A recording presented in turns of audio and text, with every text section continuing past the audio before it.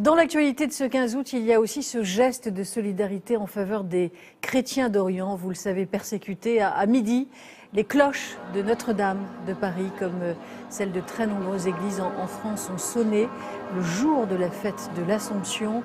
Le mois dernier, le pape François avait appelé à la fin du génocide des chrétiens au Moyen-Orient. Voici à présent le témoignage d'une famille de 4 enfants partis d'Irak et arrivée en France il y a un peu plus de 2 mois. Face à la menace du groupe État islamique, elle a préféré fuir, laissant tout derrière elle. Julien Bigard, Anaïs Akbo.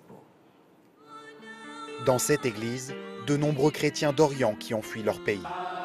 Parmi eux, la famille Al-Tamo, l'une des dernières d'Irak, arrivée ici. Quand on écoute les cloches, on se dit qu'on est beaucoup plus en sécurité ici qu'en Irak. Chintreau, petit village de Seine-et-Marne. C'est ici que la famille Al-Tano a trouvé refuge. Pierre Com leur a ouvert sa porte il y a 2 mois et demi. Ce catholique pratiquant vivait seul. Désormais, ils sont 7 dans sa maison.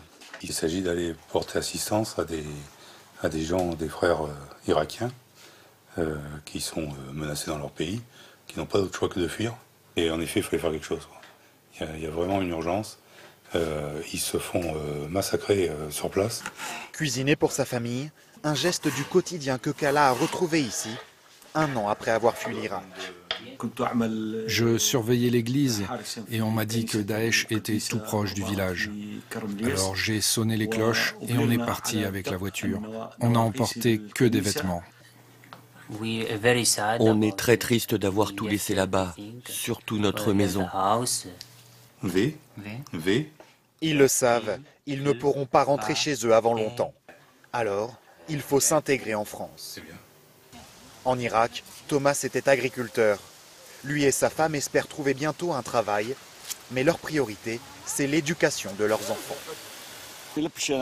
On a tout quitté. On est venu ici pour nos enfants, pour qu'ils puissent poursuivre des études. Nous voulons vivre ici.